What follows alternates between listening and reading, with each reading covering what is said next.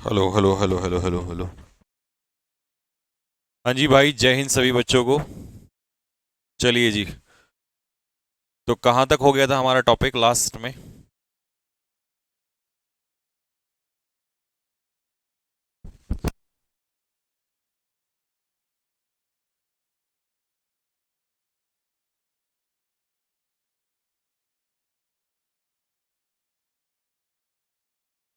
तो आज हमारा टॉपिक चलेगा दोस्तों, रिलेटिव प्रोनाउन, जो इस चैप्टर की एक तरीके से जान है।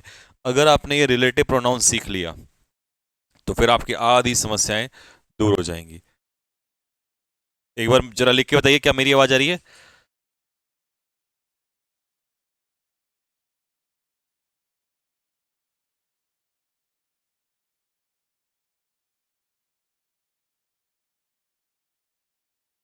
क्लियर है? चलिए भाई। तो आज का हमारा टॉपिक है रिलेटिव प्रोनाउन। क्या होता है बच्चों रिलेटिव प्रोनाउन? चलिए जी। तो रिलेटिव प्रोनाउन वो शब्द होते हैं जो रिलेटिंग टू मतलब रिलेशन दिखाने का काम करते हैं। Relative pronoun are the pronouns that show relation between an antecedent and the clause given after them. क्या मतलब है इस बात का? इस बात का मतलब है कि आपको क्या दिया होगा, एक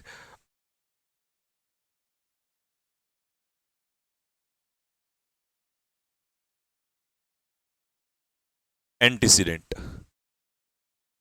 और आगे जो वर्ब होगी, देखिए आगे जो क्लॉज दिया है आपका, इस क्लॉज से संबंध दिखाने का काम करता है कौन?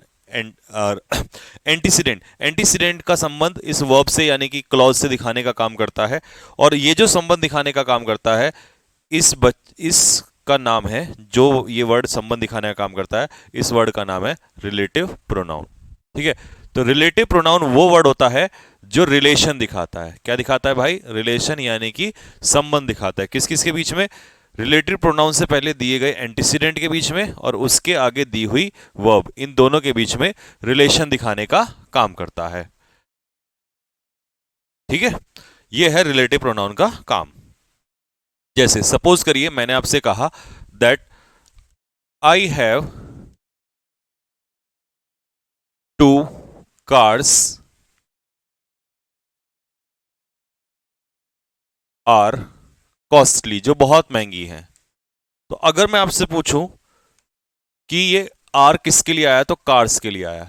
बट आप ऐसे ब्लैंक नहीं छोड़ सकते, आपको रिलेटिव प्रोनाउन लगाना पड़ेगा। तो विच आर कॉस्टली, तो ये विच कौन है? कार्स ही है, और इसी के लिए आर लगा है। तो इन दोनों के बीच में, या यूं कह दो कि जो ये पहला क्लॉज था और आगे जो ये क्लॉज बन रहा है, इनको जोड़ने का काम या रिलेशन दिखाने का काम कौन कर रहा है? रिलेटिव प्रोनाउन कर रहा है। ठीक है?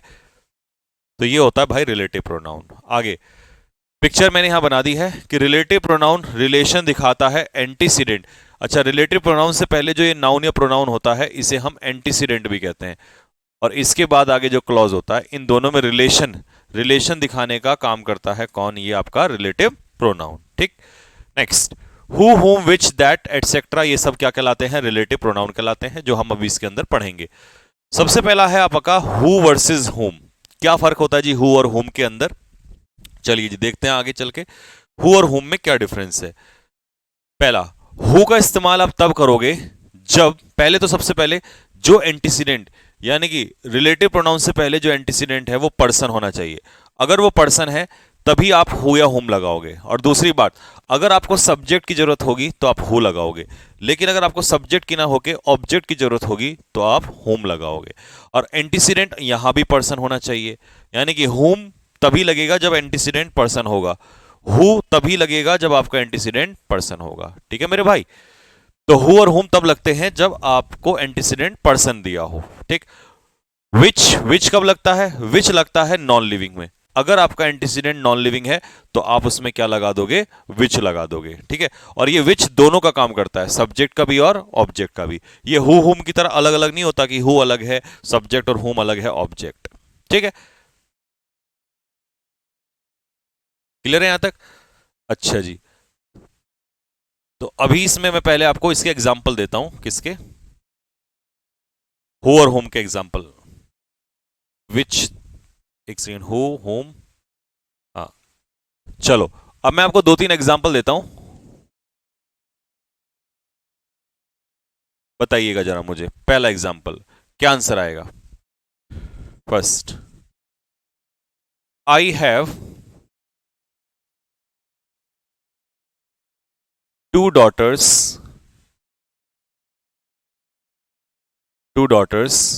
Gap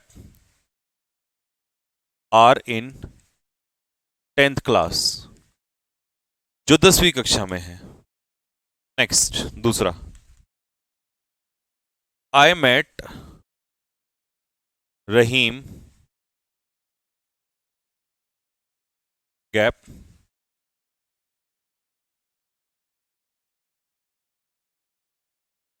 I met Rahim, gap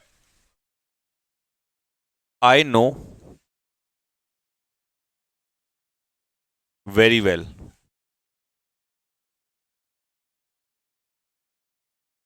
next, तीसरा,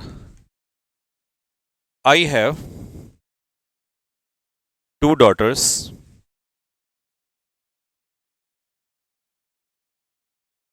आई लव वेरी मच। लो, इन तीनों में बता दो किसमें क्या आएगा, फिर आपका आंसर यहां पर खत्म कर देंगे हम। ये तीनों अगर आपने बता दिए तो आपका हु और होम क्लियर हो जाएगा यहां से।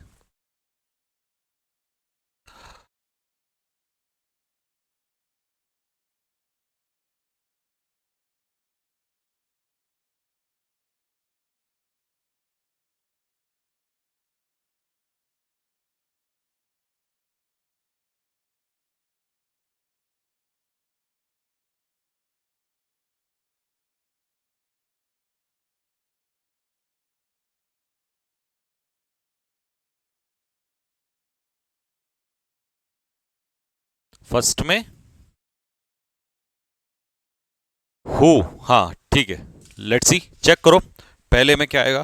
पहले में आएगा बेटा I have two daughters who, क्योंकि यहां पर क्या दिया है? वर्ब दिया है, तो वर्ब से पहले सब्जेक्ट आ जाएगा हु। दूसरा, आई मेट रहीम, जिसको मैं जानता हूं, ये हो गया सब्जेक्ट, ये हो गई वर्ब। तो अब सब्जेक्ट भी है, वर्ब भी है, तो अब आपको क्या चाहिए? ऑब्जेक्ट, तो यहां पर आ जाएगा होम। आगे, I have two daughters I love very much, इसमें भी सब्जेक्ट भी मिल गया, वर्ब भी मिल गया, तो अब आपको क्या चाहिए? ऑब्जेक्ट, तो अब आंसर हो जाएगा होम। बताओ किस किस के यही आंसर है तीनों? फटाफट कमेंट बॉक्स में लिख के बताओ। अब आता है विच। विच में बस आपको इतना ध्यान रखना है कि जैसे यहां पर हमने क्या देखा, यहां पर एंटीसीडेंट में डॉटर्स, रहीम और डॉटर्स, ये सब क्या है? पर्सन, तो हु और हुम लगा दिया।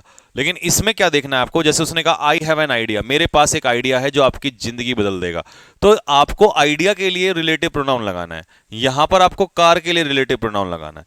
तो अब आइडिया नॉन लिविंग होता है, तो आप सीधा क्या लगा दोगे? विच। कार नॉन लिविंग होता है, तो यहां पर क्या लगा दोगे? विच। ठीक है भाई। ही हैज 4 पेन्स, उसके पास 4 पेन है, तो पेन क्या है? नॉन लिविंग है, तो यहां पर आंसर क्या हो जाएगा? विच। ठीक, विच इज नहीं आएगा, विच आर, क्यों? क्योंकि पेन्स प्लूरल है, तो इसी के हिसाब से तो वर्ब आएगी, तो ये आंसर हो जाएगा आपका आर। ठीक, चलिए जी, अगला टॉपिक है आपका रिलेटिव प्रोनाउन। कौन सा रिलेटिव प्रोनाउन? दैट। हु हो गया, हुम हो गया, विच हो गया, अब आता है दैट।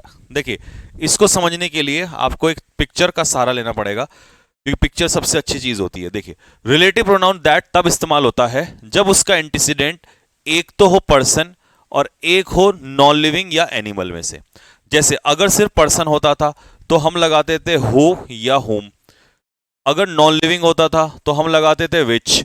लेकिन अब वो कह रहा है कि नहीं, अब दो होंगे, एक और एक, दो, पर्सन भी होगा, नॉन लिविंग भी होगा। तो अगर मैंने पर्सन के हिसाब से हु हुम लगा दिया तो नॉन लिविंग बुरा मान जाएगा, नॉन लिविंग के हिसाब से हु हुम लगा दिया, विच लगा दिया, तो हु हुम वाला बुरा मान जाएगा, तो ये गड़बड़ हो जाएगी। तो इसलिए जब दोनों आ जाते हैं तो दैट का इस्तेमाल होता है। जैसे कि मोहित एंड हिज काउ, अब मोहित एंड हिज काउ में ये देखो, मोहित एंड हिज काउ, ये दोनों आ गए, पर्सन भी आ गया और एनिमल भी आ गया, तो ये आपका एंटीसीडेंट जो हो गया, पर्सन भी हो गया, एनिमल भी हो गया। अब आप हु होम विच नहीं लगा सकते, क्या लगाना पड़ेगा आपको? दैट लगाना पड़ेगा। The boy and his horse, देखो ये हो गया पर्सन और ये हो गया एनिमल। तो क्या कर दोगे यहां पर, ऐसे केस में आपको दैट लगाना पड़ेगा। ठीक है भाई। Next, the same. अच्छा, कभी भी सेंटेंस में द सेम दिखाई दे तो मेरे भाई द सेम का जो पेयर है वो किससे बना देना, दैट से बना देना। ठीक है, तो he is the same person that I met. अब यहां पर आप कहोगे सर यहां पर तो पर्सन आ गया ना, पर्सन आए नॉन लिविंग आए कुछ नहीं, कोई फर्क नहीं पड़ता। अगर द सेम दिया है तो फिर चाहे यहां कुछ भी लिखा हो आपको यहां पर दैट ही इस्तेमाल करना है। ठीक है, जैसे ये आ गया। अब देखो द सेम के बाद यहां क्या आया, नॉन लिविंग, तो फर्क नहीं पड़ता, आपको सीधा क्या लगाना है, दैट लगाना है। ठीक, this is the picture of the same person. अब फिर से आ गया द सेम पर्सन, ये आ गया ना द सेम, तो आप यहां क्या लगा दोगे, दैट। ठीक, चलो नेक्स्ट, आफ्टर सुपरलेटिव डिग्री। फिर से अभी अभी आपने पढ़ा था अगर द सेम आता है, लेकिन अब आ गया सुपरलेटिव डिग्री। अगर सेंटेंस में सुपरलेटिव डिग्री दी है तो भी मेरे भाई आपको क्या ही लगाना पड़ेगा, तो भी आपको दैट ही लगाना पड़ेगा। ठीक, ये रहा, फिर से आ गया द मोस्ट ब्यूटीफुल पेंटिंग, तो द मोस्ट ब्यूटीफुल क्या हो जाएगा, सुपरलेटिव डिग्री, तो भी आप यहां क्या लगाओगे, दैट का ही इस्तेमाल करोगे। लेकिन अगर सेंटेंस में कभी the only, the little, the few इनका भी इस्तेमाल होगा तब भी आप दैट ही लगाओगे। तो जैसे उसने कहा द फ्यू फ्रेंड्स, तो फ्रेंड्स यहां भले ही पर्सन हो लेकिन आपको द फ्यू के हिसाब से क्या ही लगाना है, दैट ही लगाना है। ठीक है, the little, the few, the little, तो दैट ही आएगा। तो हमने कौन कौन सी कंडीशन पढ़ी, पहली तो पढ़ी जब एक पर्सन होगा और एक एनिमल या नॉन लिविंग होगा तब दैट लगेगा। दूसरी the few, the little, the same और सुपरलेटिव डिग्री, इन केस में आपको क्या लगाना है, दैट का ही इस्तेमाल करना है। ठीक है, अगला टॉपिक है हमारा बेटा हुज। हुज क्या दिखाने का काम करता है, हुज दिखाने का काम करता है अधिकार। जब हम किसी पर क्या दिखाते हैं, अधिकार दिखाते हैं। अब देखो यहां पर आ गया हमारा हुज, बस यू मान लो कि हुज के आगे हमेशा नाउन होगा, हुज के आगे हमेशा नाउन होगा, जिस नाउन पे हमें क्या दिखाना होगा, अधिकार। ठीक है, और किसका, हुज कब आएगा, जब यहां पर एंटीसीडेंट क्या होगा, पर्सन होगा। जैसे कि ही इज द बॉय, ये वो लड़का है जिसके फादर, तो अब इस लड़के का अधिकार फादर पे दिखाना है। ठीक है, तो हु, होम, विच, दैट, ये कभी भी अधिकार नहीं दिखाते। हम नहीं कह सकते कि who father, home father, which father, that father, नहीं कह सकते। तो अगर हमें कहना है ये वही लड़का है जिसके फादर, तो जिसके फादर अगर हमें कहना है तो हुज फादर कहना पड़ेगा। ठीक है भाई, द स्टूडेंट, विद्यार्थी जिसका भाई, तो क्या हो जाएगा, हुज ब्रदर। ठीक है,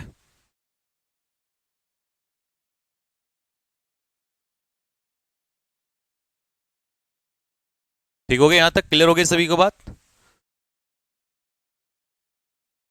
चलिए, द फार्मर, किसान जिसका बड़ा बेटा, तो बड़े बेटे पर अधिकार दिखाना है, तो हम यहां क्या लगा देंगे, हुज एल्डेस्ट सन, जिसका बड़ा बेटा। ठीक,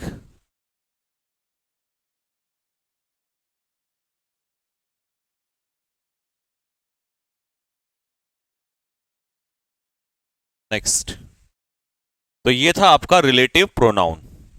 अब आता है आगे एम्फेटिक प्रोनाउन। क्या होता है मेरे भाई एम्फेटिक प्रोनाउन, आपको पिक्चर से समझाता हूं सीधा सीधा। देखो, मान लो मैंने आपसे कहा आई सॉ हिम यस्टरडे, मैंने कल उसे देखा, सेंटेंस सही है। फिर है मैंने कहा आई माई सेल्फ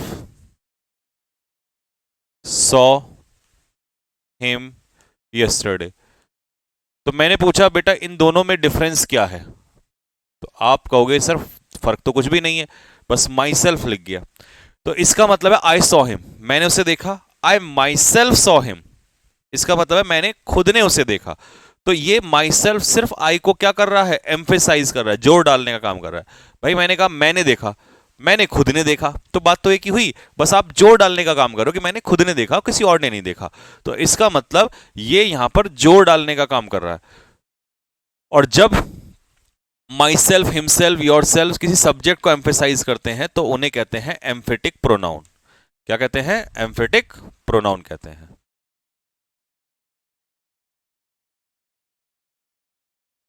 ठीक है भाई, चलिए जी। He himself has to decide his future.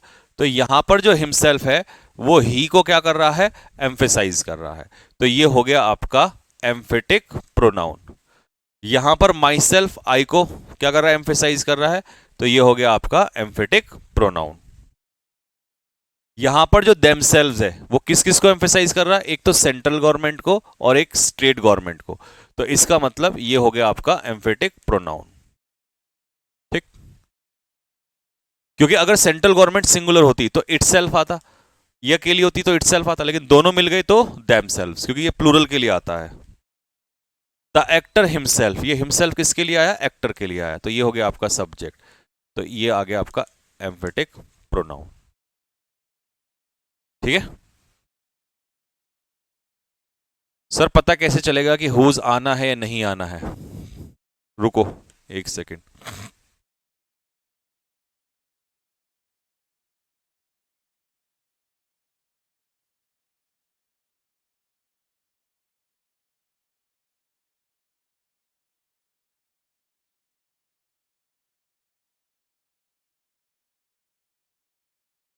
बताओ, ऑप्शन है हु,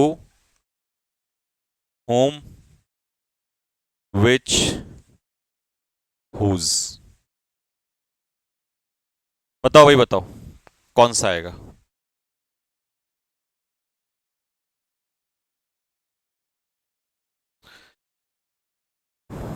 देमसेल्व्स का मतलब, जैसे माई सेल्फ का मतलब होता है मैं अपने आप, हर सेल्फ का मतलब होता है वो अपने आप, तो देमसेल्व्स का मतलब होता है वो लोग, यानी कि प्लूरल। बस ये प्लूरल को इंडिकेट करता है।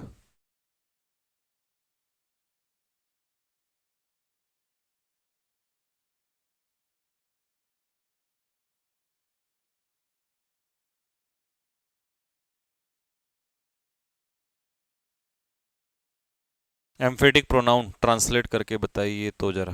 अरे, एम्फेटिक प्रोनाउन को हिंदी में, भाई एम्फेटिक का हिंदी तो प्रॉपर नहीं आता, लेकिन इसको शायद कहते हैं कि जो जोर डालने का काम करता है। जब कोई प्रोनाउन सब्जेक्ट पर जोर डालने का काम करे उसे एम्फेटिक प्रोनाउन कहते हैं।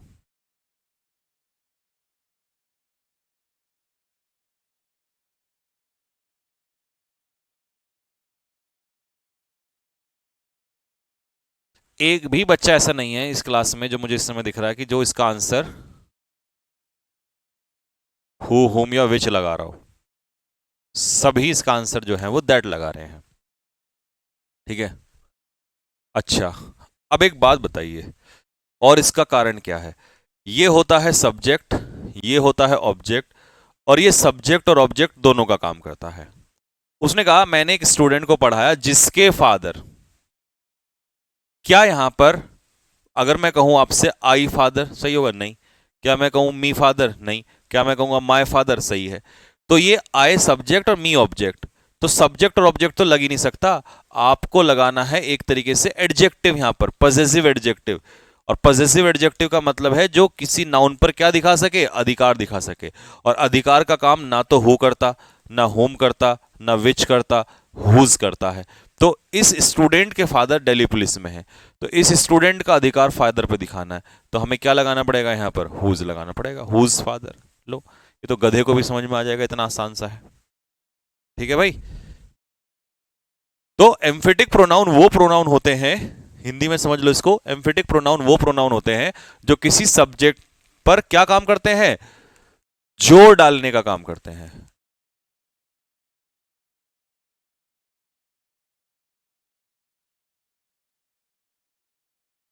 ठीक है, एम्फेसाइज करने का काम करते हैं उसको, बस ये होता है। अगला है रिफ्लेक्सिव प्रोनाउन। क्या होता है भाई रिफ्लेक्सिव प्रोनाउन? ये तो था एम्फेटिक प्रोनाउन, अब आता है रिफ्लेक्सिव प्रोनाउन। चलिए एक पिक्चर बनाते हैं और आपका सारा डाउट दूर।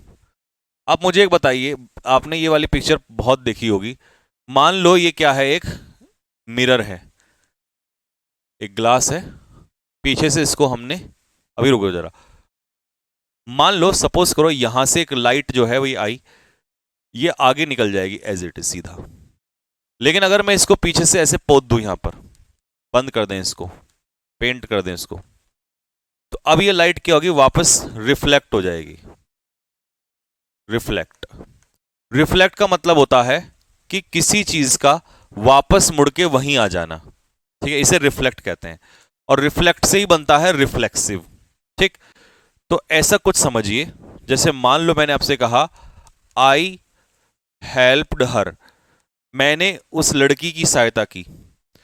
तो ये जो मैंने एक्शन किया हेल्प करने का, इसको किसने ले लिया? किया तो मैंने, सब्जेक्ट ने किया, लेकिन इस हेल्प को किसने रिसीव कर लिया? ऑब्जेक्ट ने रिसीव कर लिया। बट मैं ये चाहता हूं कि ये हेल्प मुझे ही मिल जाए, तो मुझे क्या लिखना पड़ेगा? मैं लिखूंगा आई हेल्प्ड मुझे। क्या मैं कहूंगा आई हेल्प्ड मी? नहीं।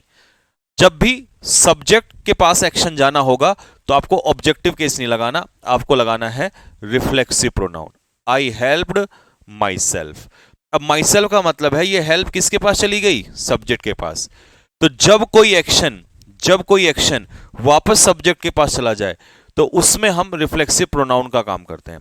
तो रिफ्लेक्सिव प्रोनाउन वो प्रोनाउन होता है जो आने वाले एक्शन को, मान लो ये एक्शन यहां से आया सब्जेक्ट के पास से, और ये वापस आपने कहां भेज दिया? सब्जेक्ट के पास। तो इसका मतलब किसकी मदद लगी उसमें भेजने की? यहां पर तो सीसे की मदद लग रही है, इसी सीसे को कह दो रिफ्लेक्सिव प्रोनाउन। तो रिफ्लेक्सिव प्रोनाउन वो प्रोनाउन होता है जिसकी मदद से आया हुआ एक्शन वापस सब्जेक्ट के पास चला जाए, ना कि ऑब्जेक्ट के पास जाए। ठीक है, तो अगर आप रिफ्लेक्सिव प्रोनाउन नहीं लगाओगे तो कभी भी सब्जेक्ट के पास एक्शन नहीं जाएगा। जैसे मान लो, अगर मैं एक और एग्जांपल से आपसे कहूं, दे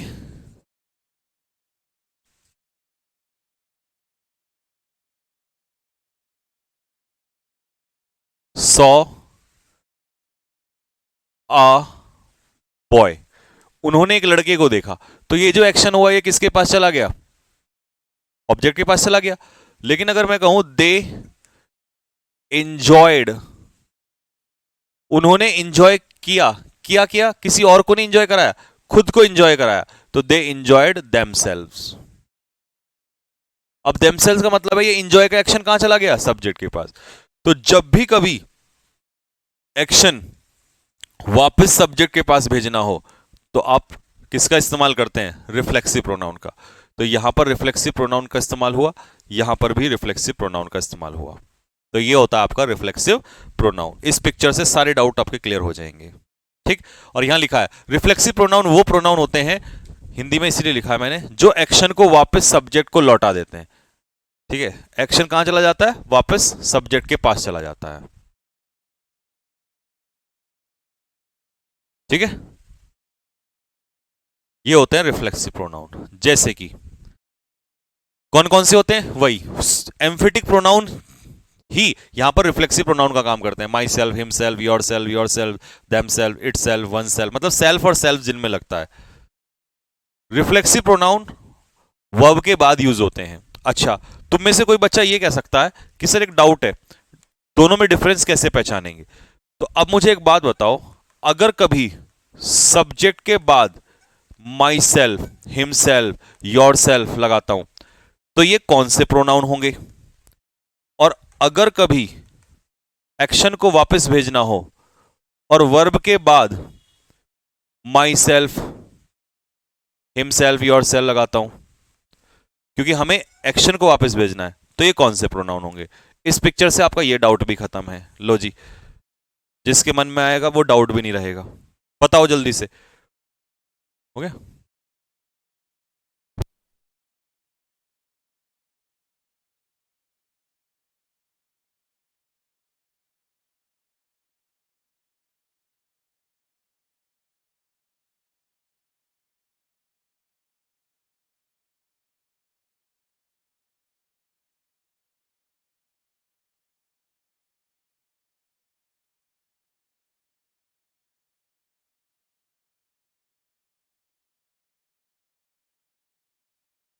हाँ जी, बताइए। प्रिंसी यादव कह रही हैं सर आप अपने भाई का कैप पहने हैं। हाँ रे, तो भाई का कैप पहनने में क्या समस्या है। तानिया कह रही हैं सर जी पिक्चर से सब क्लियर हो जाता है, फटाफट पिक्चर बना लेती हूँ मैं। क्या बात है।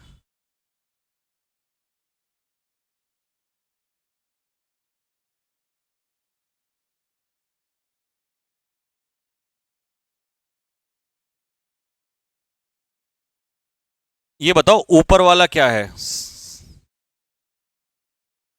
कनिका पवार कह रही हैं सर एम्फेटिक प्रोनाउन। क्या बात है कनिका, शाबाश बेटे शाबाश। शाबाश मेरे शेर। आयुष वाजपेयी कह रहे हैं सर क्रिस्टल क्लियर। अबे क्रिस्टल क्लियर के चाचा पहले ये तो बता दे कौन सा है, ऊपर वाला क्या है नीचे वाला क्या है। रेनू कह रही है सर सब्जेक्ट के बाद जब माइसेल्फ आपने लगाया तो उसे एम्फेटिक प्रोनाउन कहेंगे। रेनू बस क्या ही बताऊं, अगर तुम मेरे सामने होती तो मैं तुम्हें एक शाबाशी वाला वो देता, क्या कहते हैं, एक चॉकलेट देता तुम्हारी शाबाशी के लिए।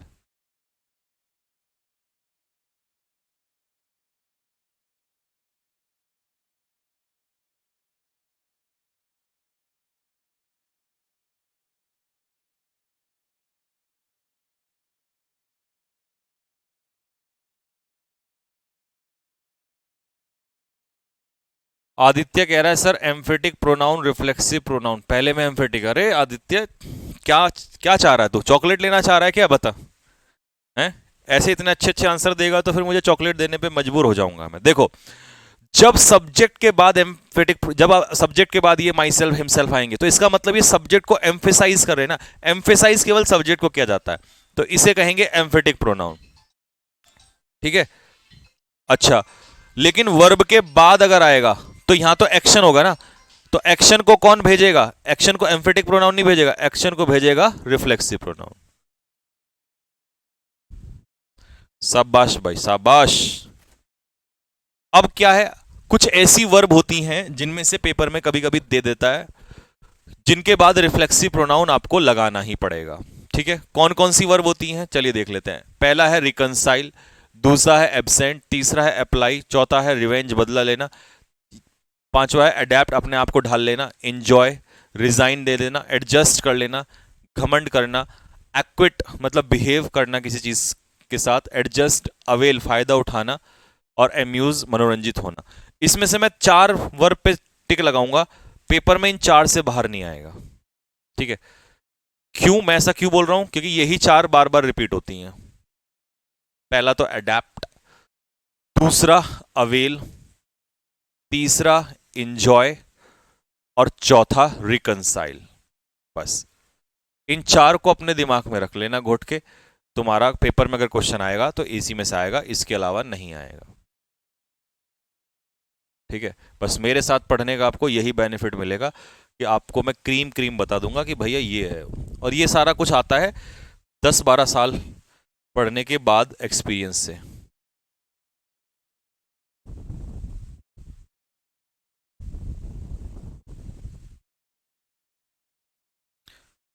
ठीक है जी, चलो। Ram Singh poisoned his wife. Ram Singh ने अपनी पत्नी को पॉइजन मतलब जहर दिया।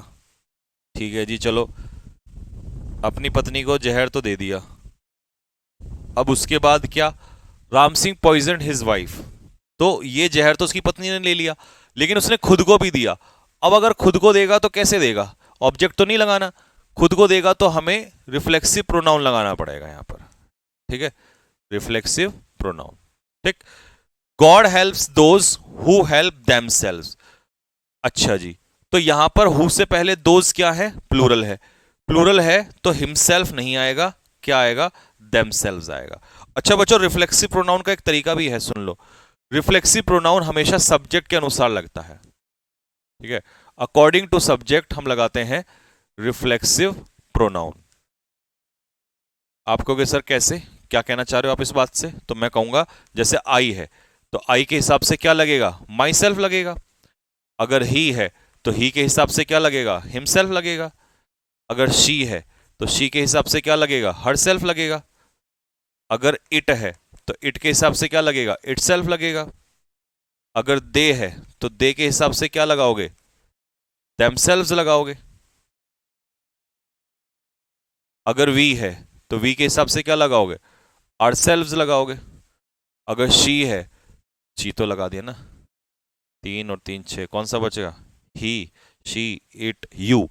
अगर यू है तो यू के हिसाब से योर सेल्व्स, योर सेल्फ और योर सेल्व्स। दो होते हैं इसके। क्यों होते हैं दो? दो इसलिए होते हैं क्योंकि यू सिंगुलर भी होता है, प्लूरल भी होता है। अच्छा, एक बात हमेशा याद रखना कि सिंगुलर, जब सब्जेक्ट सिंगुलर हो तो उसमें लगता है सेल्फ, और प्लूरल इंडिकेट करेगा तो उसमें लगता है सेल्व्स। ये रामबाण याद रखना हमेशा के लिए, आपको दे दिया ये रामबाण, अब कभी वो दिक्कत नहीं आएगी।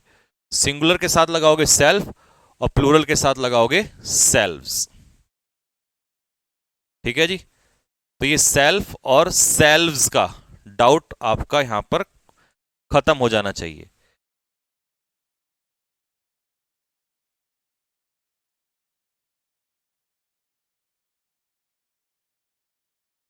निरंजन इंतजार, सर अभी मैं पानी पटा रहा हूं धूप में, फिर भी क्लास देख रहा हूं, मेरा नाम ले लो सर। चलो ले लिया बस। खुश हो जा, अब नाच वहीं जहां पे पानी बटा रहा है, एक बार नाच के वीडियो बना के भेज मुझे।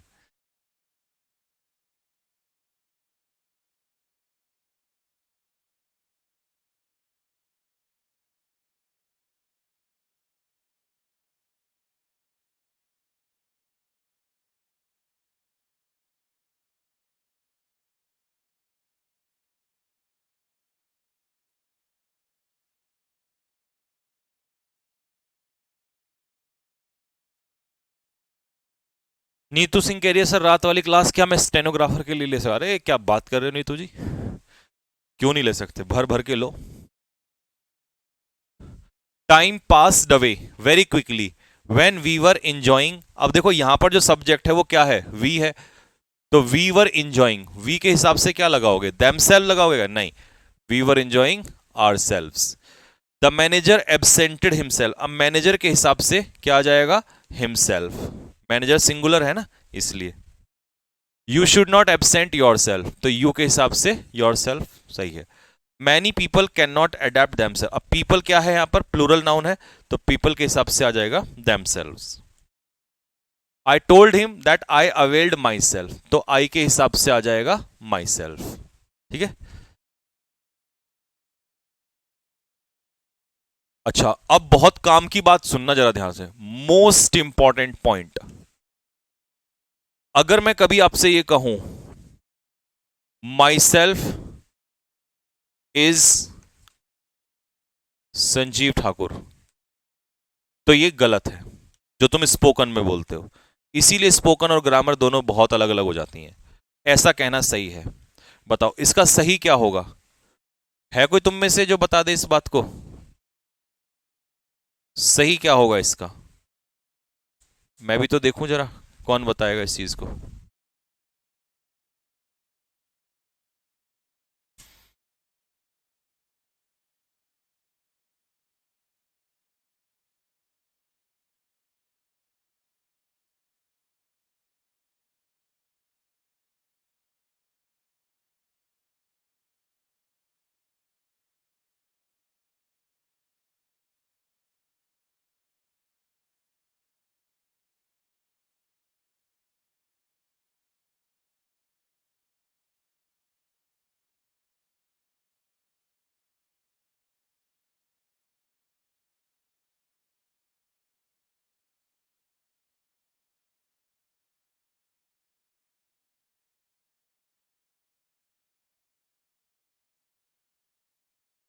आपने इंग्लिश किससे पढ़ी थी सर? मैं तो भाई खुद ही पढ़ रहा हूँ, 12 साल से लगातार हो गए पढ़ते पढ़ते। आई माई सेल्फ, अबे अबे क्या गड़बड़ कर रहे हो तुम? सुनो, मेरा कहने का यह मतलब है कि कभी भी रिफ्लेक्सिव प्रोनाउन किसी भी वर्ब का सब्जेक्ट नहीं हो सकता। तो सब्जेक्ट के रूप में सब्जेक्टिव केस ही लगता है। तो आई, अब आई के साथ इज की जगह क्या हो जाएगा? I am Sanjeev Thakur. तो जब भी कभी आप ये बोलते हैं ना सर माई सेल्फ इज, ये नहीं, आपको बोलना आई एम दिस, मैं ये हूं। तो कहने का मतलब है reflexive pronoun can never be used as subject और ऑब्जेक्ट, ना सब्जेक्ट की तरह यूज हो सकता ना ऑब्जेक्ट की तरह यूज हो सकता है। ठीक है, लो जी। तो अब हमें यहां पर क्या करना है, वर्ब, वर्ब से पहले यहां पर हमें क्या चाहिएगा भाई, सब्जेक्ट चाहिएगा वर्ब से पहले। तो सब्जेक्ट के रूप में क्या आ जाएगा, ही आ जाएगा। तो ये बनेगा ही हैज डिसाइडेड। ठीक है, Ravi, Rajesh, Mohit, Manish were playing football in the evening. तो रवि, राजेश, मोहित एंड शी क्यों लगाया मैंने, रिफ्लेक्सिव प्रोनाउन नहीं लगा सकते आप, क्योंकि वर्ब से पहले आपको चाहिएगा सब्जेक्ट, तो सब्जेक्ट के रूप में सब्जेक्टिव केस। रिफ्लेक्सिव प्रोनाउन कभी सब्जेक्ट और ऑब्जेक्ट के रूप में नहीं आता। दे इनवाइटेड, इनवाइट क्या है, वर्ब, वर्ब के बाद ऑब्जेक्ट, ऑब्जेक्ट, तो वर्ब के बाद ये भी ऑब्जेक्ट, वर्ब के बाद ये भी ऑब्जेक्ट, और अगला भी ऑब्जेक्ट होगा, तो माई सेल्फ की जगह हो जाएगा मी। तो देखिए, जब सब्जेक्ट जुड़ेंगे तो सब्जेक्ट सब्जेक्ट सब्जेक्ट, जब ऑब्जेक्ट जुड़ेंगे तो ऑब्जेक्ट ऑब्जेक्ट ऑब्जेक्ट। ठीक है, रिफ्लेक्सिव प्रोनाउन ना तो सब्जेक्ट में आता ना ऑब्जेक्ट में आता। ठीक, ये रहा, is a good, is at a good post, तो is at a good post himself नहीं आएगा, कौन आएगा, ही। तो he is at a good post, and उसके बाद आएगा but he does not avail. अब अवेल तो रिफ्लेक्सिव प्रोनाउन लेता है, तो ये हो जाएगा himself, he does not avail himself of any chance to prosper. तो इसका मतलब ये हुआ कि इस पूरे सेंटेंस में हमें क्या चाहिए था, स्टार्टिंग में दो सब्जेक्ट और रिफ्लेक्सिव प्रोनाउन, इसने तीनों रिफ्लेक्सिव प्रोनाउन दे दिए, तो ये गलत है। तो इससे हम ये सीख रहे हैं कि सब्जेक्ट और सब्जेक्ट के रूप में सब्जेक्टिव केस आता है, और वर्ब के बाद जहां हमें रिफ्लेक्सिव प्रोनाउन की जरूरत है वहीं रिफ्लेक्सिव प्रोनाउन आएगा। तो हमने सीखा कि रिफ्लेक्सिव प्रोनाउन ना कभी सब्जेक्ट होता ना कभी ऑब्जेक्ट होता, ये हम आपको सिखा ही चुके हैं। ये हमने आपको इंडेफिनिट प्रोनाउन जो है पढ़ा दिया है। अब इसमें आपका दो टॉपिक बचे हैं, दोनों तो आज पूरे होंगे नहीं वैसे तो, दो नहीं बचे, तीन बचे हैं, तो तीन में से एक हम अभी पूरा करा देते हैं, बाकी कल पूरा हो जाएगा। कल ये टॉपिक खत्म हो जाएगा। आज हम इसके 50 क्वेश्चन डाल देंगे भाई, प्रोनाउन के, प्रोनाउन के 50 क्वेश्चन आपके आज आ जाएंगे। ठीक है, प्रैक्टिस के लिए। डेमोन्स्ट्रेटिव प्रोनाउन, अच्छा होते क्या है demonstrative pronoun, this, that, these, those, ये सब जो होते हैं ये डेमोन्स्ट्रेटिव प्रोनाउन होते हैं। अच्छा, ये किसी की तरफ क्या करते हैं, इशारा, डेमोन्स्ट्रेट करने का मतलब है संकेतवाचक, संकेतवाचक सर्वनाम, मतलब किसी की तरफ इशारा करने का काम करते हैं। ठीक है, चलिए जी next, this, that, these, those, ये दिस, दैट, दीज, दोज, अगर इनके बाद कभी भी नाउन आता है तो इन्हें हम कहते हैं डेमोन्स्ट्रेटिव एडजेक्टिव। लेकिन अगर दिस, दैट, दीज, दोज के बाद आती है सीधा वर्ब, ठीक है, तो इसे कहते हैं डेमोन्स्ट्रेटिव प्रोनाउन। ठीक है, और ये एआई का मतलब है एडिशनल इंफॉर्मेशन, मतलब एडिशनल कुछ भी, आगे आप कुछ भी लिख लो, कभी सोचो ये एआई कौन सा एआई वाला आ गया, वो टेक्नोलॉजी वाला एआई नहीं है ये। ठीक है, तो दिस, दैट, दीज, दोज के बाद अगर नाउन आता है तो ये एडजेक्टिव होंगे, और अगर वर्ब आती है तो ये प्रोनाउन होते हैं। अच्छा, अक्सर बच्चे पूछते हैं सर इनमें आपस में क्या डिफरेंस होता है, तो दिस और दैट हमेशा सिंगुलर होते हैं। कैसे होते हैं, सिंगुलर, ये तो मैंने सब्जेक्ट ऑफ एग्रीमेंट में भी सिखाया था आपको। और दीज और दोज ये हमेशा क्या होते हैं, ये प्लूरल होते हैं, दीज और दोज होते हैं प्लूरल। ठीक है भाई। अच्छा, इसके बाद बच्चों हम आपको कराएंगे वोकैबुलरी, वोकैबुलरी में ईडियम्स तो हमने आपको बहुत सारे करा दिए, आप उसके अलावा कौन सा टॉपिक करोगे, one word, spelling error, synonyms या एंटोनियम्स। अच्छा, दिस और दीज ये आपको इशारा करते हैं पास की चीज के लिए जो नजदीक में होती हैं, और दैट आर दोज दूर की चीज के लिए।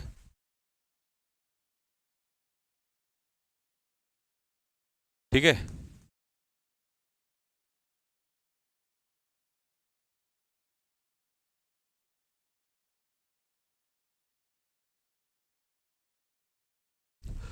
दिस इज माई कार, देखो दिस के बाद यहां पर वर्ब आ रही है तो यह है डेमोन्स्ट्रेटिव प्रोनाउन, दैट के बाद वर्ब आ रही है डेमोन्स्ट्रेटिव प्रोनाउन, दीज के बाद यहां पे वर्ब आ रही है तो ये हो गया डेमोन्स्ट्रेटिव प्रोनाउन। दिस सिंगुलर है तो सिंगुलर वर्ब, दैट सिंगुलर है तो सिंगुलर वर्ब, दीज प्लूरल है तो plural verb.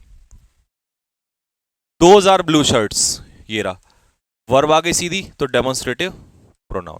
Can I have one of this, नहीं, वन ऑफ के बाद हमेशा नाउन या प्रोनाउन प्लूरल आता है, तो वन ऑफ के बाद दिस तो सिंगुलर है, तो वन ऑफ दीज, क्या मैं इनमें से एक ले सकता हूं। That oblique those who work hard, तो जो लोग मेहनत करते हैं, तो जो लोग मतलब प्लूरल, तो दैट नहीं दोज, क्योंकि रिलेटिव प्रोनाउन से पहले प्लूरल होगा तभी तो आगे प्लूरल वर्ब आएगी। अगर यहां सिंगुलर होता तो ऐसे ये ना लगता, तो इसीलिए दोज आ जाएगा यहां पर। To avoid the repetition of singular noun that is used. अच्छा, अब एक क्वेश्चन आता है कंपैरिजन का। अगर आपको सिंगुलर नाउन का कंपैरिजन रोकना है तो दैट से रोकिएगा, और अगर प्लूरल नाउन का कंपैरिजन रोकना है, रिपीटेशन रोकना है, तो उस रिपीटेशन के लिए लगाइए दोज। सिंगुलर के लिए लगाना दैट और प्लूरल के लिए लगाना दोज। आप कहोगे सर ये कैसे, कौन से केस में आता है, तो देखो एग्जांपल से समझो। The climate of Shimla is cooler than that of Delhi. अच्छा, मतलब शिमला के क्लाइमेट का कंपैरिजन दिल्ली के क्लाइमेट से हो रहा है, then the climate of Delhi. अब तो मुझे एक बात बताओ, क्लाइमेट क्लाइमेट दो बार आ गया तो हम इस नाउन को रोकेंगे ना, रिपीटेशन को, तो आपको यहां द क्लाइमेट की जगह क्या लगाना है, देन दैट ऑफ। क्यों लगाया, दोज ऑफ क्यों नहीं लगाया, क्योंकि क्लाइमेट सिंगुलर नाउन होता है, अनकाउंटेबल, तो सिंगुलर के लिए दैट ऑफ लगाओगे। अब जैसे यहां पर हरिद्वार की गलियां, स्ट्रीट्स क्या है, प्लूरल, तो यहां पर हो जाएगा देन दोज ऑफ, प्लूरल के लिए दोज ऑफ, सिंगुलर के लिए दैट ऑफ और प्लूरल के लिए दोज ऑफ। ये कहना चाह रहा है वो आपसे। The GDP of Canada, Canada singular है तो सॉरी जीडीपी सिंगुलर है तो इंडिया की जीडीपी के लिए हो जाएगा then that of GDP, sorry India. तो the GDP of Canada is far better than the GDP of India, तो जीडीपी के लिए अब रिलेटिव प्रोनाउन क्या आ जाएगा, दैट आ जाएगा। तो सिंगुलर का रिप्लेसमेंट दैट से और प्लूरल का रिप्लेसमेंट आरसीबी के फैन जो है चेन्नई के फैन से, तो देन दोज ऑफ, तो प्लूरल का रिप्लेसमेंट दोज से। बस ये सिखाना चाह रहा है वो आपसे, ठीक है जी। तो बस यहीं तक रख लेते हैं आज के लिए, क्योंकि इतना काफी है, नहीं तो दिमाग चकरा जाएगा इससे ज्यादा। आपका नोट्स भी बनाने होंगे, नोट्स तो खैर आपने बना ही लिए होंगे, इतना रिवीजन करना। कल मैं इस टॉपिक को खत्म कर दूंगा, क्वेश्चंस आज ही डलवा दूंगा, तो अभी तुम्हें होमवर्क मिल जाएगा घर के लिए। 50 क्वेश्चन मैं डलवा रहा हूं प्रोनाउन के, उन प्रोनाउन के 50 क्वेश्चंस को सॉल्व कर लो तुरंत, आधे घंटे के बाद ही पीडीएफ डलवा दूंगा आपको, अभी चेक कर लेना। और क्या करवाना है जरा बताओ इसके बाद टॉपिक में, synonyms, एंटोनियम्स, one word, spelling error, क्या कराना है।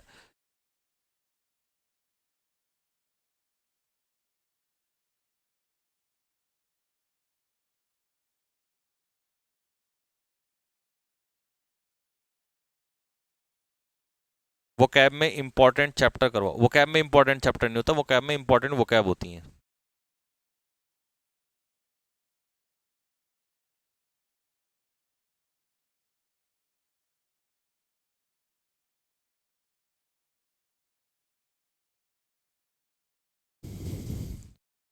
चलिए जी, मेरे माइंड में खतरनाक चीज आई है जिसको सुनने के बाद अब दिल फेंक के मारोगे।